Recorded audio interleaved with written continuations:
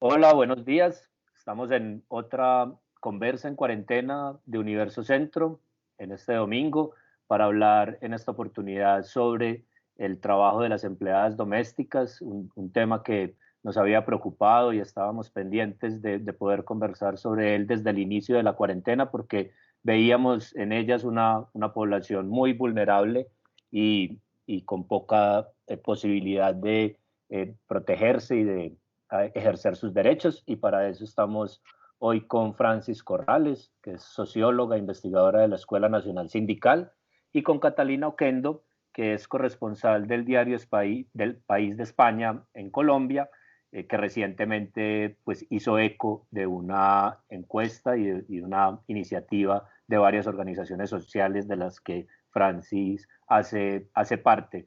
Buenos días para todos, buenos días Pascual. Buenos días a Francis, a Catalina. Pues sí, hemos pensado en este tema, un tema y creo es difícil que esas mujeres tengan voz, aunque veo que hay muchas organizaciones últimamente que trabajan en el tema y veo también un dato, por lo menos en la encuesta que hicieron, de cerca del 20% de ellas sindicalizadas, o sea que creo que ha crecido en algo esa protección y esa voz. Pero yo creo que podemos empezar un poco dando un panorama con esa encuesta que se hizo, una reciente encuesta con cerca de 700 mujeres, dando un poco el panorama de ese trabajo doméstico en Colombia para después centrarnos, digamos, en cosas que han pasado en la cuarentena. Así que no sé, Francis, si nos das un poco ese primer panorama. Hay una cifra que me pareció impresionante, es que una de cada 13 mujeres trabajadoras en Colombia está en el servicio doméstico, o sea que representan el 7% de las mujeres trabajadoras en Colombia. Hablemos un poco de esas cifras y de la encuesta. Vale, gracias Pascual, buenos días Catalina, buenos días Alfonso, muchas gracias por este espacio realmente importante para un ejercicio que se viene haciendo hace varios años, pero que creo que este año ha sido muy importante porque hemos podido tener de alguna manera la confluencia de muchas instituciones, de muchas organizaciones que están acompañando efectivamente al movimiento sindical de trabajadoras domésticas para poder visibilizar cada vez más la problemática que realmente es compleja. Pascual, realmente el dato oficial es que es más o menos el 3% de la población, es un grupo muy reducido Claro. de mujeres, corresponde a 678.000 mujeres trabajando en el servicio doméstico, aunque hay un alto subregistro básicamente porque el tema del cuidado está asociado a a otros oficios que no se reconocen propiamente como un trabajo doméstico, como es el cuidado, por ejemplo, de adultos, el cuidado de niños. Hay algunos asociados también al cuidado, por ejemplo, la alimentación, la elaboración el trabajo en la cocina, están asociados al trabajo doméstico, pero no necesariamente se reconoce como tal. Lo significativo, hay varias cosas significativas de la encuesta. La primera es que esta encuesta la hicimos dirigida, es una encuesta en la que participaron 18 instituciones y está dirigida a mujeres que prestan el trabajo doméstico y lo hicimos a través de redes sociales. Logramos de estas mujeres, logramos 678 encuestas diligenciadas, de las cuales efectivamente pudimos encontrar que más o menos el 90% de las mujeres actualmente han sido cesadas laboralmente. Esto significa que no están prestando el servicio porque sus empleadores o empleadoras les solicitaron el retiro voluntario, las vacaciones sin remuneración, algunas les dieron alguna cuota de ingreso y las mandaron para sus casas, negociaron con ellas para que no se constituyera en despido. Hay unas que están despedidas, hay otras que le suspendieron contratos, o sea, hay modalidades diversas en las que en este momento se aplicaron para las mujeres y se encuentran en sus casas. De este 90% de mujeres, digamos que encontramos un asunto que también nos parece complejo y es que cerca del 39% de ellas tienen realmente EPS, o sea, que les han estado pagando EPS. Y cuando lo contrastamos con el dato del DANE, esto nos ratifica que efectivamente 40%, solo el 40% de las mujeres se les garantiza este derecho, que es un derecho cogneso al derecho laboral. Entonces ahí estamos diciendo que 60% de las mujeres están trabajando sin seguridad social en el trabajo doméstico. Y es un poco más crítico todavía cuando encontramos que este dato es más o menos similar a las mujeres que su seguridad social está asociada al CISBEN, que es más o menos el 39%. Y además se nos presenta un poco más dramático cuando al contrastar con los datos del DANE también nos damos cuenta que solo el 18% de las mujeres están afiliadas a la ARL. Un asunto que es bastante complejo porque significa que tenemos una población muy amplia en el que no cuenta con seguridad social y protección de ARL, por tanto son mujeres que además por la forma en que prestan sus servicios están altamente vulnerables, pueden contraer fácilmente el COVID-19 y eso implicará que no tienen su seguridad social en términos legales que garantice que vayan a tener una atención en caso de que se presenten este tipo de problemáticas.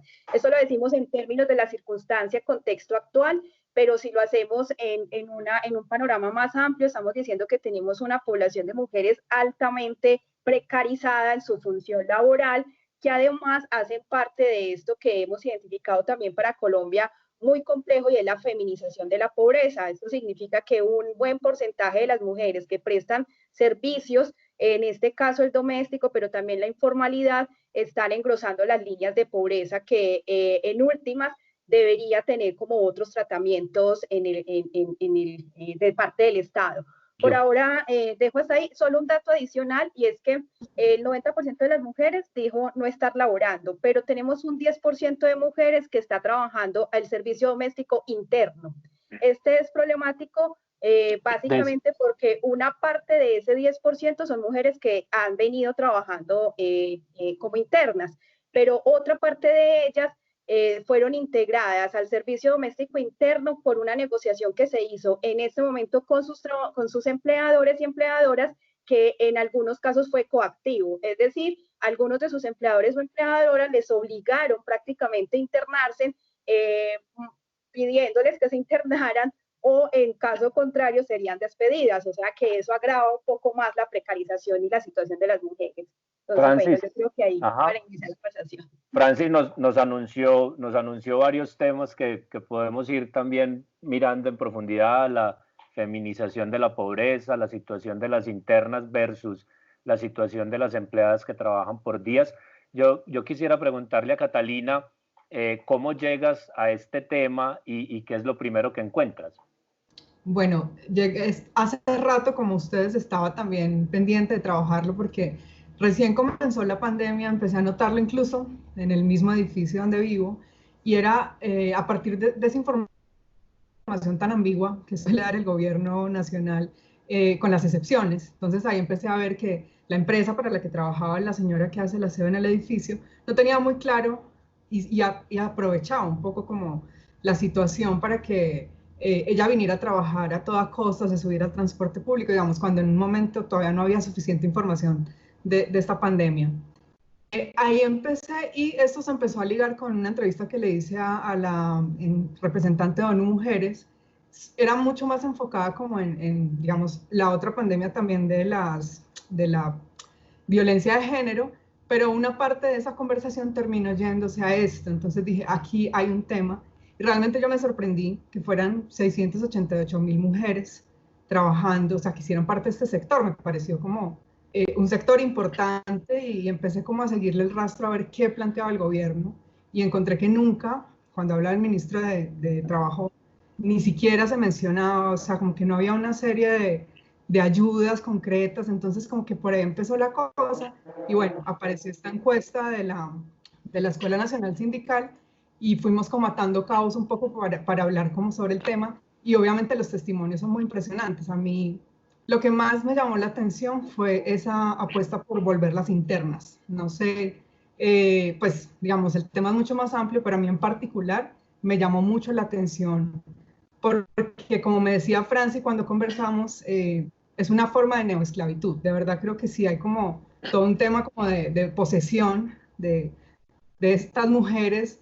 Realmente las necesitamos en nuestra casa, y no nos importa si ellas tienen esa dificultad, digamos, con sus familias, si van a dejar a sus niños solos, es muy fuerte. Entonces sentí que por ahí había como un sector que estábamos dejando de lado en medio de muchos temas que estamos trabajando de la pandemia que son, digamos, a veces como muy abrumadores. Sí, con eso de las internas creo que sonó bastante el tema de Eddie Fonseca en Bogotá, ¿no? Creo que es un tema como paradigma de esas cosas que pueden pasar, y se habla mucho de transformaciones de ciertos trabajos después de la pandemia. Me parece que podríamos hablar un poco también de eso. Leí en uno de los testimonios que alguien de las mujeres, alguna de las mujeres decía, bueno, ya la gente que ha aprendido a hacer sus labores en la casa y es muy posible que estos trabajos se pierdan parte de estos trabajos. Y lo otro, ¿cómo podrá cambiar también ese trabajo de mujeres internas? Si eso puede crecer de alguna manera o si va a ser simplemente un asunto temporal. Sí, no sé. Dale, Catalina. Bueno, no, que justo ese caso que mencionabas, claro, esta señora Edith Fonseca era una vigilante, pero en el fondo obedece a lo mismo. Es Sí, claro. esa mirada sobre que el otro pues, es nuestro y no nos importa como esa vida que tiene más allá de ese trabajo. Yo incluso quería plantear un tema y es que, pues, Franci, que es experta, también dirá, no sé si yo estoy equivocada. A mí me llama mucho la atención que ahora todo el mundo habla de economía del cuidado y me encanta, o sea, digamos, el concepto es bellísimo, pero me preocupa que los gobiernos terminen usándolo como, no sé, se ha usado olímpicamente resiliencia, empatía, o sea, como que se termina volviendo una palabra... Reinventar. A reinventarse, o sea, bonita. ¿Cómo? Para analizarla. Exacto, como que me preocupa como que termine siendo una palabra para acomodar en un documento del gobierno y que quede bonito. No sé, me parece que es importante como plantear realmente qué hay de economía del cuidado, que en este contexto que nos hemos dado cuenta que las mujeres que cuidan, no solo las empleadas domésticas, sino las que trabajan en los hospitales, o sea, son muy importantes. ¿Realmente qué hay de eso? O si se está terminando de quedar como en eso, en una frase bonita de las que suelen quedar muy bien de eslogan, ahora que hay reyes y reinas del eslogan por todos lados. No sé, me parece como tirarlo ahí porque creo que va a haber algo. Francis, que ahí podemos tocar dos temas. El primero, este de las internas, para que nos metamos en ese que es complejo de la neoesclavitud, y podemos luego desarrollar el de economía del cuidado, que me parece que puede ser buen camino. Bueno, no. El de neoesclavitud, yo creo que hay digamos, una necesidad de revisar hoy el asunto del valor trabajo o el trabajo como valor, ¿cierto? Y que incluso es porque a pesar de que hay una relación contractual basada en las libertades que supone todavía este sistema económico, hay una tendencia también a la subvaloración de ciertos oficios y de ciertos trabajos, que si bien como el caso del trabajo doméstico es una subvaloración histórica, es decir, no sé si ustedes alguna vez les tocó, pero por ejemplo, a mí me tocó en algún momento observar cómo en casas de familia la señora que cuidaba a los niños era tratada como si fuera de la familia, pero finalmente esa relación laboral terminaba también excluyéndola de ciertos asuntos especiales, ¿cierto? Es como que van al paseo porque es la nana o va al paseo porque cuida a los niños, pero no es una relación realmente, digamos, de humanización de este oficio, sino que por el contrario es también de explotación un poco, y aquí pues hago una cuña en términos de la película Roma, una suerte de romantización del servicio doméstico esclavo, ¿cierto? Porque es un asunto también de creer que el solo hecho de estar en su casa, compartir la comida, estar digamos, en un dormitorio cercano y todo lo demás, creen que eso resuelve todo el asunto de la filialidad y de la vida digna y humana. Entonces creo que hay una romantización en el asunto todavía, a pesar de que es histórico, creo que todavía existe, ¿cierto? Y no hay realmente un significado en términos de qué sentido tiene la prestación de ese servicio. Esto está unado con la pregunta del cuidado que enseguida la retomaría. Entonces creo que aquí hay un asunto de la esclavitud que no solamente se resuelve en lo doméstico, sino que son muchas formas del trabajo hoy que implica que volvamos a la discusión sobre cuál es el valor del trabajo y esa relación con respecto al ingreso, que incluso es un datico que les doy ya para que luego lo resolvamos, y es la discusión que actualmente hay sobre renta básica, sobre el mínimo vital, sobre cómo, digamos, el ingreso ciudadano empieza a ser una discusión distinta que cambiaría el paradigma de la economía, ¿cierto?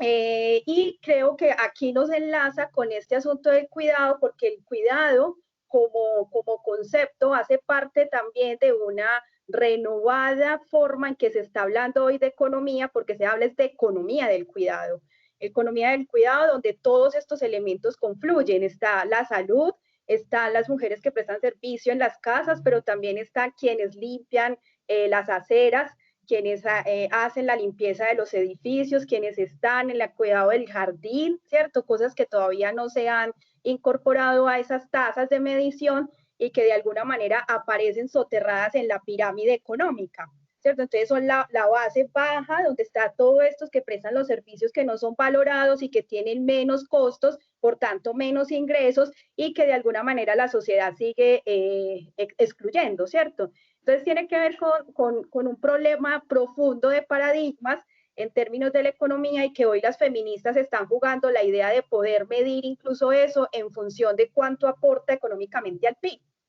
¿cierto?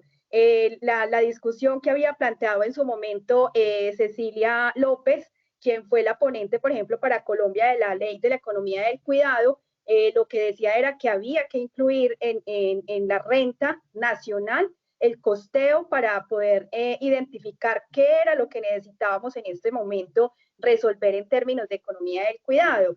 Y a esto quiero asociar dos cosas, y es que pensando un poco lo que implica la economía del cuidado, es que esta población va creciendo y cada vez más se va envejeciendo. Y es un grupo poblacional que va a demandar cuidado en algún momento, cuidados hospitalarios, pero también cuidados familiares, ¿cierto? Y quien asume el cuidado familiar generalmente es una mujer. Y es una mujer a la que, si está trabajando, se le triplica o se le cuadruplica su jornada laboral, que es la discusión del cuidado. Mujeres que no tienen cómo pagar quien les acompañe el proceso del cuidado, están trabajando 19 horas, 20 horas, porque tienen que cuidar a sus familiares, porque tienen que hacer una cantidad de cosas ahí. Sí. Ahí podemos mencionar la edad, ya que la mencionaste. Según la encuesta, el 36% están entre 40 y 50 años de estas mujeres que trabajan en el trabajo doméstico. Y hay algo que yo creo es clave en esto, y es si esto va a llevar a una mayor precarización. O sea, esa pregunta un poco intentando mirar hacia futuro, pero si vemos, solamente el 39% está afiliada a Seguridad Social. Si la mayoría de estos contratos son verbales, si esa relación puede cambiar un poco porque pueden ser menos días, o sea, más repartido el trabajo en más casas, en 3 o 4 días y no en 2, porque la gente va a querer tener un día menos porque ya se acostumbró a hacer su trabajo. O sea, hablar un poco de esas consecuencias a futuro. O sea, esto no va a reforzar ese nexo, no va a ser un nexo laboral más claro, parece, no va a ser un nexo tampoco de relación más claro, y puede lo que puede hacer es precarizar un poco más el tema. No sé, Catalina, ¿cómo lo ves? Pues justamente escuchando los testimonios es lo que uno siente de lo que se viene, o sea, esa precarización de la que hablas. Y también creo que juega mucho como una cosa que mencionaba Francis ahora, y es esa mezcla como con lo sentimental, que las tiene a ellas en una situación mucho más complicada, porque uno de los testimonios que a mí me llamó mucho la atención era como, mire, usted sabe que la queremos mucho, pero no nos vaya a perjudicar. Entonces siempre está como ese juego sobre ellas, que vuelvo y digo, las pone como en una situación más difícil. Y yo quisiera mencionar en esa precarización, que no sé si la encuesta la incluye, las migrantes. O sea, la mayoría de las migrantes, bueno, no tengo el dato, pero que uno conoce, venezolanas en este caso, están trabajando como empleadas domésticas. Entonces, mi pregunta también es qué está pasando con ellas ahora. O sea, es como ese otro subsector dentro del sector de las empleadas domésticas que está quedando absolutamente relegado. Yo no sé si hayan intentado esos retornos voluntarios que se están haciendo o no, o en qué situación están. Entonces es como una doble precarización. Yo agregaría para Francis que es evidente que esa discriminación, pues uno la puede cruzar con el origen de la persona, en este caso pues los migrantes, pero también el racismo que hay. Ahorita hablabas de Roma, que es el paradigmático con indígenas, y por ejemplo aquí en Medellín, que ustedes mencionan mucho a Claribet Palacios, que ha sido visible dentro de la poca visibilidad que el tema tiene, pero esa unidad de trabajadoras domésticas afro ha sido muy reivindicativa, porque tengo la sensación de que la cosa no es lo mismo para las afro, no es lo mismo para las migrantes que para las otras mujeres, digamos, mestizas o que no tienen migración y no tienen tanta vulnerabilidad. Sí, infortunadamente en el trabajo que hicimos con esta encuesta no logramos identificar si había o no migración. Aquí no lo tuvimos en cuenta como una variable. De todas maneras, es un asunto complejo porque algunas mujeres sí han demandado en los territorios que hay un alto nivel de precarización si eres migrante. Y si eres afro, la cosa se complica un poco más y eso es lo que han llamado de alguna manera las feministas la interseccionalidad. Es una discriminación por género, por etnia, por territorio donde habitas, por creencia religiosa o incluso por migración. Entonces, aunque no lo pudimos identificar ahí, creo que es un problema que habría que rastrear con mayor precisión. A mí me late, no sé qué se ha hecho en el mundo, pero el trabajo interno debería estar prohibido, ¿no? O sea, eso no se debería permitir, ¿no? Bueno, pero no sé si es una impresión. En Colombia ha bajado mucho, ¿no? Porque yo creo que era lo usual antes y ahora veo que es apenas el 8% de las empleadas domésticas trabajan internas. O sea, se ha reducido, yo creo, en los últimos 20 años. Yo me imagino que llegó a ser del 30% de las empleadas, más o menos algo así. Como no tenemos mediciones anteriores en términos pues, de identificar la labor específica, es complicado saber exactamente cómo ha variado, pero al parecer al parecer las mujeres sí dicen que ha reducido mucho en comparación a otros momentos históricos.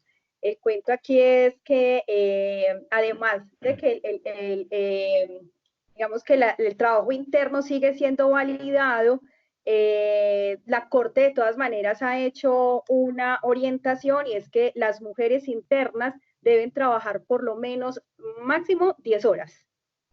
¿Cierto? Los empleadores tienen que garantizar que el máximo de trabajo interno sea de 10 horas diarias. Un asunto que es difícil de controlar, incluso porque no está, en Colombia, por ejemplo, no está reglamentado la inspección a hogares, por ejemplo, que si bien es cierto se contempla hacer inspección para observar los niveles de cuidado o no que existen frente a las mujeres, no está normatizado, todavía se están haciendo ajustes a ese ejercicio de la inspección y no se logra comprobar si se cumple o no esta norma en términos al menos de los horarios de trabajo.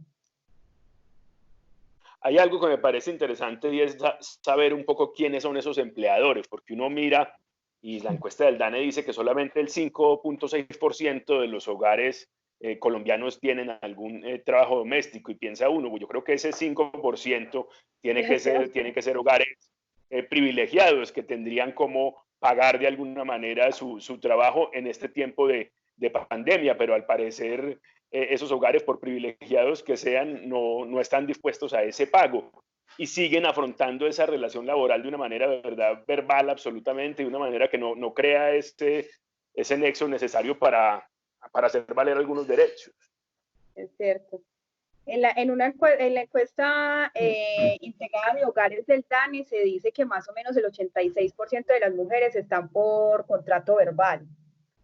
Y en un estudio que hicimos, que se hizo en la Escuela Nacional Sindical el año pasado, 2019, Historia tras las cortinas, identificaron que una buena parte de estas mujeres trabajadoras domésticas son empleadas por personas o por mujeres que también están en condiciones de precarización. Es decir, que son mujeres que son o trabajan en informalidad o trabajan sin contratos elaborados pues con todos los términos legal, o son cuentapropistas, ¿cierto? Si tienen sus propios negocios, tienen sus propias tiendas, son incluso mujeres que tienen peluquerías o cosas de esas que no son tan formalizadas y terminan contratando en condiciones de precariedad a estas mujeres trabajadoras domésticas. O sea que es muy complicada. Yo creo que hay como de segundo, hay como dos pisos, ¿no? Unas mujeres que trabajan en estratos más altos y dejan al cuidado niños de otras mujeres también, entonces, que están en otro trabajo doméstico. Tenemos otro escalón, ¿no? Pues, perdón que me meta, justamente algunos de los testimonios de estas mujeres que ahora están volviendo a ser internas por la pandemia contaban eso, que ellas estaban recibiendo algo de pago, pero que ese pago en realidad lo estaban gastando en pagarle a otras personas que les cuidaran a sus hijos. O sea, es una cadena de precarización terrible. Y pues no sé, hay un tema que a mí me parecía importante que no encontré datos grandes y es cómo están ellas en términos de salud en este momento. Encontré solamente, según el Instituto Nacional de Salud, que estudia pues como las distintas poblaciones y todo el tema de las que están trabajando en salud, que solamente había 33 casos, bueno, Pascual, que es el de los datos, o sea, esos 33 casos no parecen mucho, pero digamos, en condiciones de tanta precarización, yo creo que son clave, o sea, como qué atención realmente están teniendo estas mujeres que uno las ve en los hospitales, en las calles, o sea, son las que yo creo que son las que más se están moviendo, sobre todo como desplazándose en transporte público para llegar a sus trabajos. Entonces me parece que ahí también debería haber como un tipo de atención importante de, pues, en este caso del gobierno, frente a cómo están ellas en términos de salud. ¿Y cómo viste su temor, Catalina, hablando con ellas? El temor de seguir trabajando, de moverse, decididas a hacerlo con... Que yo creo que ellas sienten que no tienen opción. Eso me pareció lo más triste, la verdad, porque es como, ellas me decían, no, esa frase típica de estamos entre la espada y la pared, no, estamos o sea, contra la pared absolutamente, porque es, o comemos, accedemos, digamos, a algo de dinero para llevar a nuestros hijos y que no se mueran de hambre, o nos arriesgamos nosotras, o nos quedamos sin trabajo. Y además eso lo fortalecen mucho los empleadores, por según los relatos de ellas. Es como, usted verá, si no me consigo a otra. Entonces es muy cruel eso, porque realmente los empleadores saben que todos estamos con temor, pero estas mujeres tienen un temor aún más grande, entonces me parece terrible eso que les están haciendo, la verdad.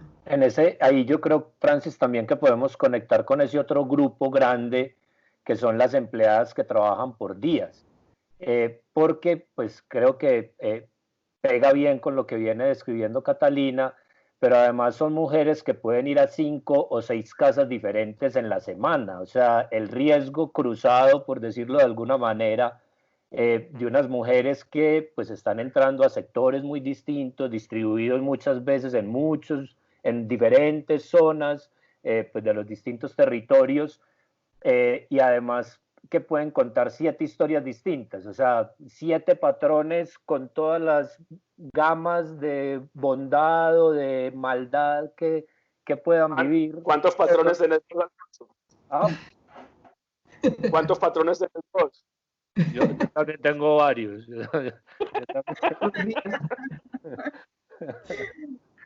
sí. Ahí, sí, incluso en los testimonios también aparece ese temor, porque hay algunas mujeres, por ejemplo, que trabajan por días, que están afiliadas a empresas. Entonces las empresas las distribuyen en cualquier lugar, es más, es posible que nunca repitan hogar, ¿cierto? Entonces para ellas es muy complicado porque dice en uno de los testimonios es cómo me cuido si ni siquiera conozco a mi empleador, no sé quién va a ser mi empleador y en algún momento me van a cambiar de empleador y no sé a dónde estoy yendo y no sé si mi empleador está cuidando de su familia, no sé qué cuidados tiene el empleador.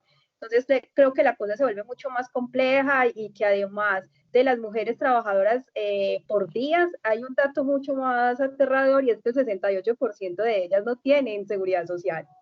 Entonces, es decir, lo que veníamos diciendo desde el principio, que se va complejizando por toda esa cadena de precarización, pero también porque no hay todavía una garantía real del trabajo, porque una cosa que también suma acá es que todavía se tiene la idea, el imaginario de que como no firmamos un contrato, entonces no tenemos un contrato, ¿cierto? O sea,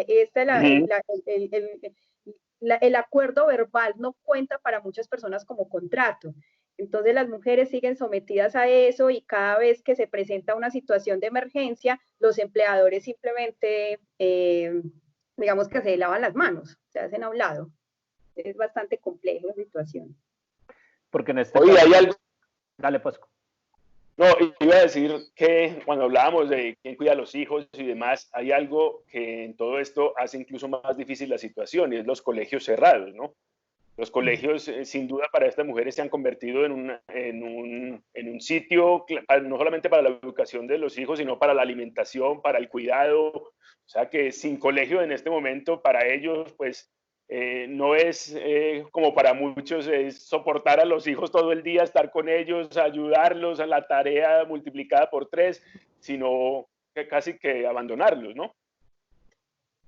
Sí, hay un dato, en 23 de marzo hicimos también un ejercicio con las mujeres de los sindicatos y una de las cosas que ellas decían era que necesitaban que el Estado les garantizara al menos el acceso a la alimentación de los niños, porque, por ejemplo, si son mujeres que han estado afiliadas a la Seguridad Social y salen sin contrato, sin Seguridad Social, entonces no cuentan en el SISBEN, por tanto no les va a llegar ningún tipo de auxilio, ni siquiera esos subsidios de emergencia que destinó el Estado, que ahorita lo decía Catalina. Claro, el gobierno dice que está apoyando la pobreza, que está apoyando a la ciudadanía y demás, pero las mujeres ahí no cuentan, las mujeres trabajadoras domésticas no cuentan, entonces muchas de ellas no les llega, nosotros contábamos el 50% de las mujeres nos dijeron no les llega ninguna ayuda, entonces ellas están diciéndole al Estado, claro, eso que nos dan a través de los restaurantes escolares, necesitamos que al menos nos lo garanticen para nuestros hijos.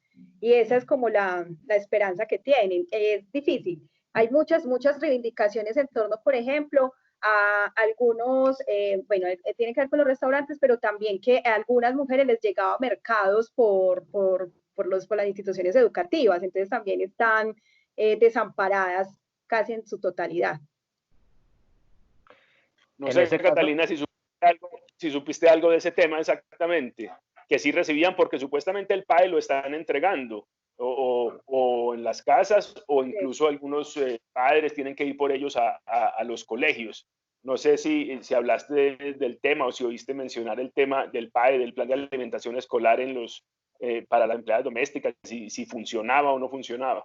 No, ellas lo que me dicen es que se están ayudando entre ellas, que me pareció más complicado, o sea, como que las únicas ayudas, pues aparte como de esto que menciona Franci, es lo que entre los sindicatos, porque me imagino que las que no están dentro del sindicato también tienen una situación más difícil todavía, se están como cada cierto tiempo consiguiendo para darse unos mercados, eso es lo que ellas dicen, y lo que esperan es como, bueno, en lo concreto, ¿qué propone el gobierno en sus decretos, en sus resoluciones para apoyarlas a ellas? Porque ellas dicen, somos un sector, recuerdo que en la conversación decían, somos un sector muy importante, como no tenían como las comparaciones exactas, pero decían, hay otros sectores, no sé, la aviación que reúne una cantidad de personas, nosotras somos casi 700.000, y debería haber como una serie de recursos destinados a ver cómo se reactiva este sector y también para la famosa frase de los protocolos de bioseguridad,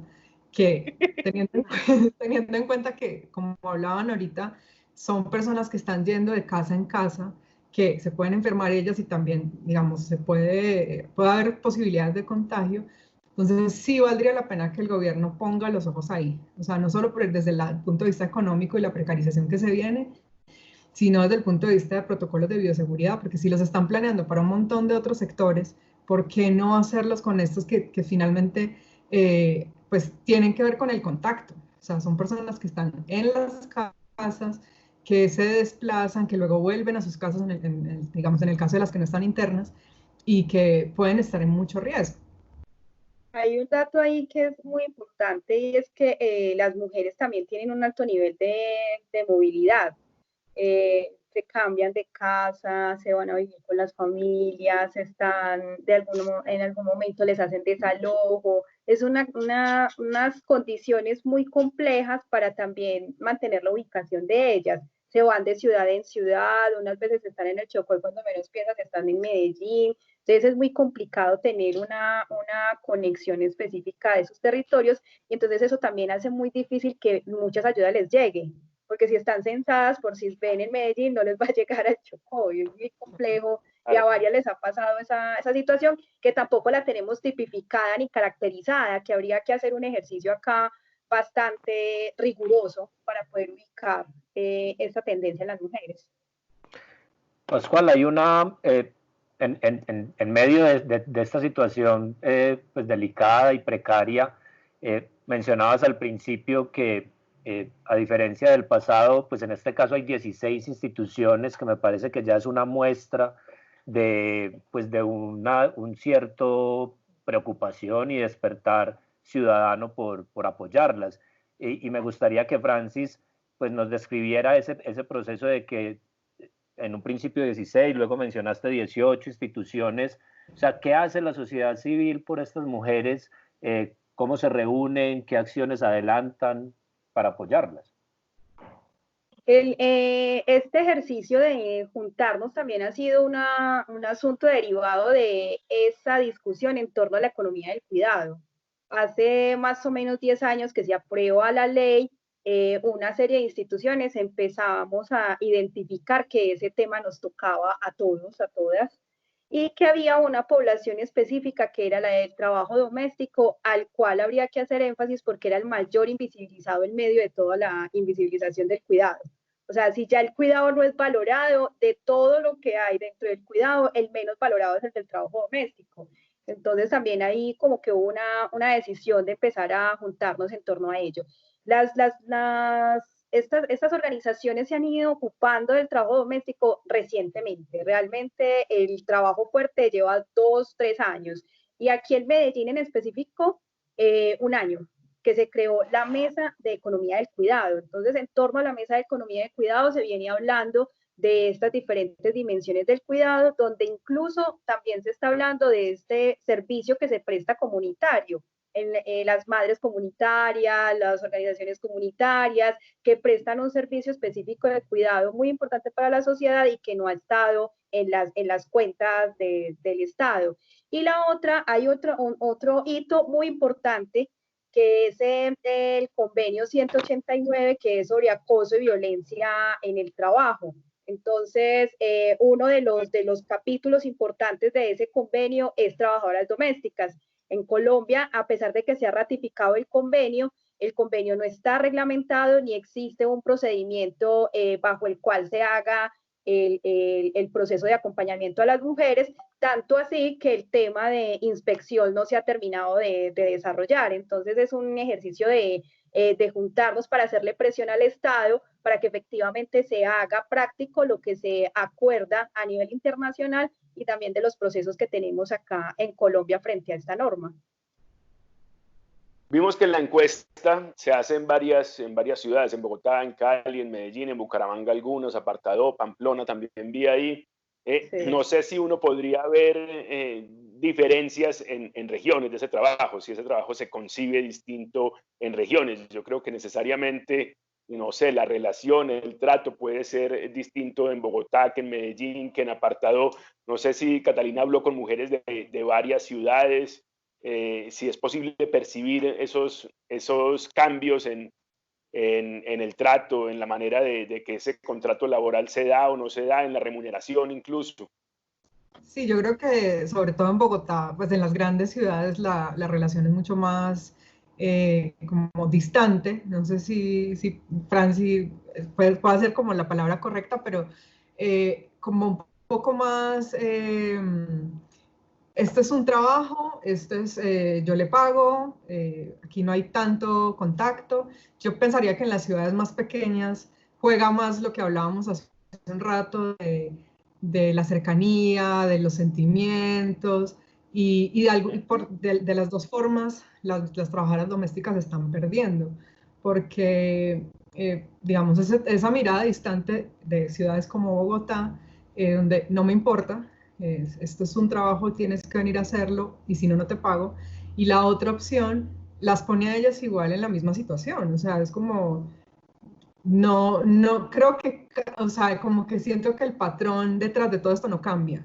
Cambian las formas dependiendo de cómo somos en las ciudades, pero creo que el patrón que está detrás sigue siendo el mismo que Francis lo llamaba ahora como esa subordinación de hace años, que a mí una cosa que me llamó la atención leyendo para este tema es que apenas en 1950 se anuló un código que hablaba de arrendamiento de criados y criadas. Eso me pareció impresionante porque en realidad no ha pasado mucho tiempo, o sea, un poco más de medio siglo y estamos todavía hablando de cosas que, pues, ya, digamos, se anuló ese código, pero en el fondo seguimos hablando de lo mismo. Sí, sí, sí. En la encuesta nosotros finalmente no hicimos cruces entre ciudades, porque básicamente la mayor parte de las mujeres estaban concentradas en las ciudades que le dices, y son ciudades pues capitales o ciudades que tienen mucho movimiento poblacional. Entonces no hicimos cruces por ciudades.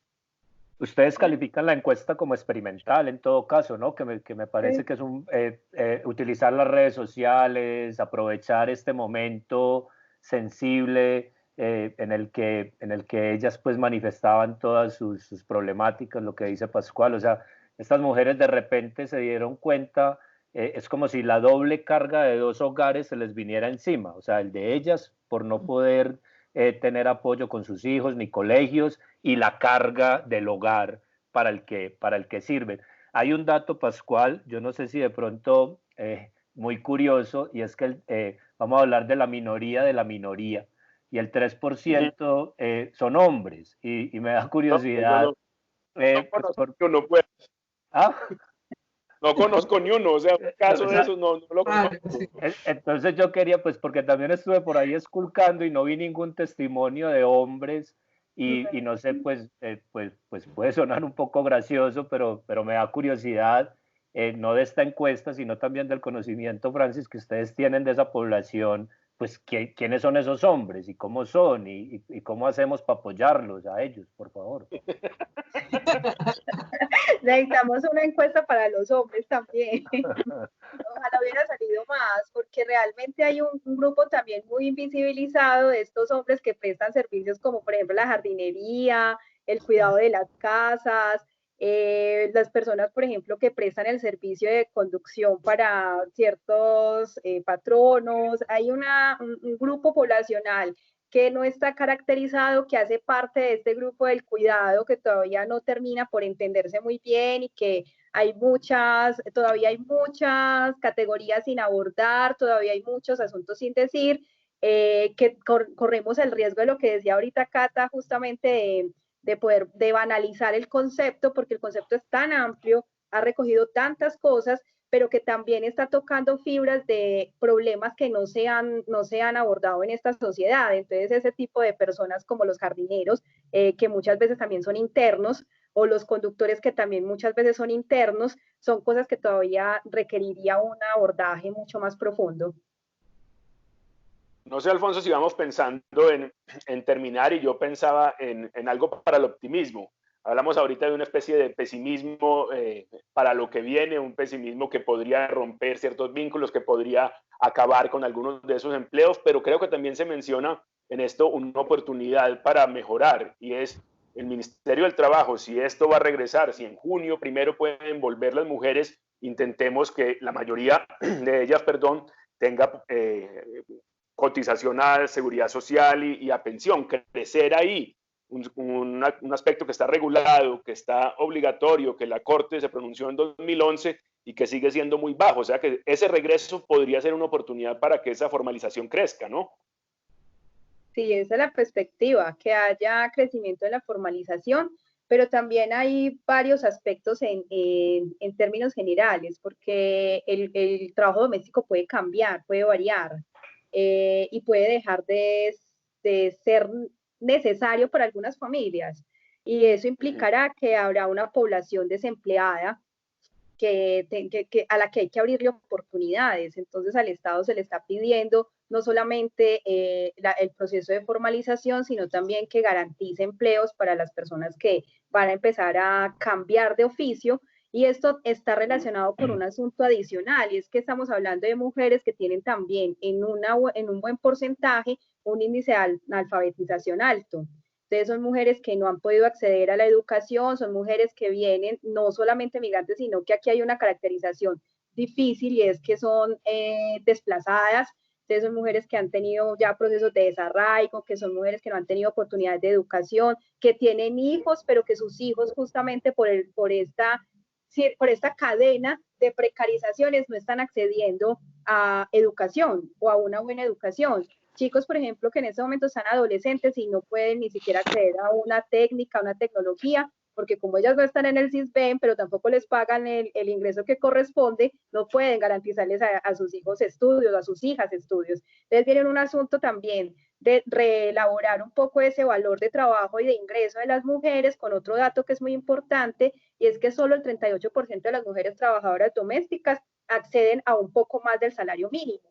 El resto están de salario mínimo para abajo, o sea, 62% de las mujeres. Entonces, digamos que ahí hay un asunto muy complejo en términos de elaboración. Y hay uno para finalizar, y es que esto también, no solamente para el trabajo doméstico, sino en general, el trabajo se está cambiando, el trabajo está haciendo otra cosa. Nosotros, por ejemplo, estamos acá conectados y podemos hablar un domingo y todavía hace parte de nuestra forma de trabajar, pero estas mujeres en algún momento, por todo este desarrollo tecnológico, también van a dejar de prestar sus servicios por múltiples circunstancias.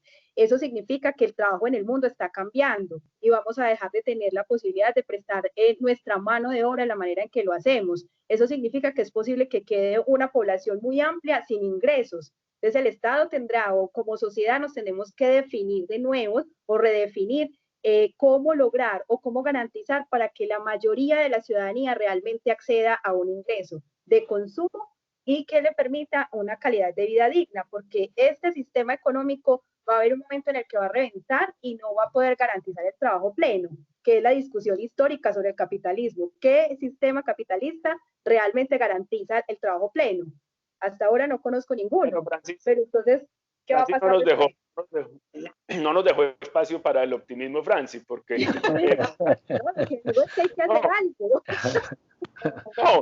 no, pensando, ¿verdad?, en los cambios de trabajo, porque uno dice, bueno, listo, el trabajo doméstico puede disminuir. ¿En qué sectores podrían estar estas mujeres? En los restaurantes, en los hoteles, sería como lo que uno piensa más rápidamente. Y tenemos dos sectores graves también por la pandemia, restaurantes y los hoteles. En Medellín ahora estaba el 3% de ocupación, o sea, se baja el servicio doméstico y una posibilidad en esos dos sectores va a estar también muy compleja, ¿no?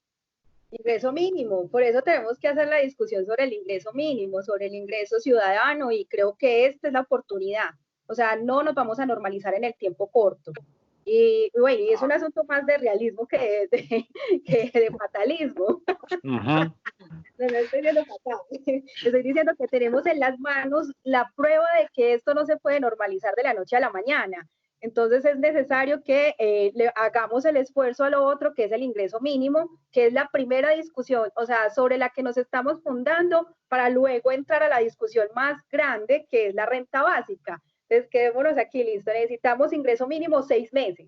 Ya hay un grupo de parlamentarios moviéndolo en el Congreso, ya hay un grupo de organizaciones sociales pensándole al asunto. En Medellín incluso el Consejo Municipal lo está planteando en su discusión, y esta creo que va a ser de alguna manera la oportunidad de que por fin pensemos el trabajo de manera diferente, o que pensemos el sistema económico de manera diferente. Porque lo más previsible es que, como dice Pascual, si esas mujeres no van a encontrar trabajo en otros sectores, es que la informalidad va a crecer. Y entonces pues vamos a ver un aumento en las calles de trabajo ambulante y de rebusque de todas maneras, o sea, más mujeres reciclando con carretas, o sea, ya veo esos panoramas, más chazas en las esquinas, más prostitución, por decirlo, no sé. Sí, yo quería, bueno, tratando como de responder a la pregunta de Pascual y pensando que, bueno, si se está utilizando la tecnología y las apps en este momento con esa tentación de controlarnos que me parece peligrosísima, que es otro tema, pero pensando, bueno, cómo aprovechamos esa tecnología que va a ser parte de nuestra nueva vida ahora, cuando vaya pasando todo esto, cómo usarlo, por ejemplo, para que estas mujeres tengan cómo acceder directamente a información. No sé, se me ocurre, aquí echando carreta de domingo de cuarentena, cómo hacer, por ejemplo, para que una mujer haya, no sé, una aplicación donde uno pueda decir, si me va a contratar, señor empleador, me tiene que pagar tanto. Si me va a contratar, me tiene que respetar ciertas, digamos, normas, me tiene que afiliar. No sé, como pensar un poco cómo podemos utilizar la tecnología para que esa informalidad que se va a volver mucho más compleja tenga como unas cortapisas. Eso por un lado. Y por el otro, empezar a pensar en qué se pueden ir ubicando estas mujeres y cómo irlas formando para que, ya que, como dice Francis, este mundo va a cambiar, digamos, el mundo del trabajo doméstico va a cambiar, ¿en qué otros espacios se pueden ir ubicando estas mujeres? O sea, yo creo que nos toca a todos, así como estamos los periodistas también pensando en qué otra cosa podemos trabajar. Yo creo que es importante ver en qué otros espacios pueden estar estas mujeres con las habilidades que ya tienen, con el conocimiento que tienen, y si no tienen algunas, pues como ir fortaleciendo como esas otras habilidades que les faltan para esos nuevos trabajos. Cata, quiero aprovechar lo que acabas de decir porque estamos en un intento de hacer una app con esas características y el 30 de junio vamos a hacer un lanzamiento, invitación para todos y todas que estén por ahí pendientes porque será muy interesante que miremos realmente si es funcional o no esta aplicación. Se llama Aliadas. La Escuela Nacional Sindical con CARE Internacional estamos intentando crear una app para este tipo de ejercicios y de asesorías también jurídicas un poco y de acceso a valores y demás. Entonces, por ahí pendientes, también les voy a enviar la información para que la movamos porque será interesante a ver cómo se mueve este asunto en este tiempo. Claro que sí, ya para cerrar, Pascual, uno ve también, Catalina, no sé, al hacer parte de un medio internacional de España, porque el trabajo doméstico en otros países uno podría ver que se va a convertir en algo por horas, ¿no? Generalmente va a cambiar esa jornada de 8 horas y apenas esos trabajos se puedan especificar más. Lo que uno ve en otros países es que contratas a una persona por horas para hacer una tarea, solo limpiar, ¿no? O solo cocinar, o solo, ¿cierto? Ya hay unas categorías muy específicas y uno paga 2 horas y le barrieron y le trapearon y si pagas una hora adicional, pues están los baños y si pagas, no sé, que se vuelve mucho más específico y sí, se convierte casi como en una cosa así de un servicio prepago, ¿no? Por labor. No sé, Catalina, estos temas en España, ¿cómo recibieron tu artículo? Digamos, ¿cómo se entiende esa mirada desde afuera? Creo que con eso podríamos redondear. Pues una aclaración es que, bueno, el país es de España, pero ahora tiene una fuerza importante en América Latina y la base está en México. Entonces tratamos como de que los temas importen obviamente para España, pero que nos hablen también de lo que estamos viviendo en América Latina. Y efectivamente el tema del trabajo doméstico es una realidad. En países como México también compartimos mucha similitud en el manejo de esa, pues también ese clasismo que hay detrás de todo esto. Yo sí noto que, por ejemplo, en países como Argentina ya funciona mucho como tú lo dices, funciona desde antes incluso. Allá se contrata pues concretamente para una labor específica y se paga más. Sí, e incluso a mucha gente le parece raro que acá en Colombia pues haya tanta trabajo interno, doméstico, les parece como muy, muy sorprendente. Entonces, bien recibido porque se entiende que es una realidad, pues que habla de toda América Latina y que habla también de fondo de la informalidad de países justamente como México y Colombia, en otros aspectos y en otro tipo de trabajo que es altísimo. Bueno, Alfonso, yo creo que es hora de ir a lavar los platos. Sí, Ya, tocó. pues ya el arrume del fin de semana, creo que es hora de ir a atender allá el lavaplatos y organizar. Y el Muchas baño. gracias, Catalina, muchas gracias. Creo que salió una conversación que no es solamente del tema de pandemia, sino que es una conversación que habla de un trabajo que apenas parece está empezando a tener visibilidad. Así que sirve el virus para hablar de otras cosas, que sea el momento que están viviendo, pero también el momento que han vivido siempre, o el tiempo en el que han vivido siempre. Muchas gracias a las dos. Bueno, Alfonso. ustedes también por la invitación. Muchas gracias. Bueno, hasta la próxima y estaremos pendientes de esa aplicación. Feliz domingo. Claro que sí, les estaré contando. Chao. Hasta luego. Gracias. Chao. Chao, chao.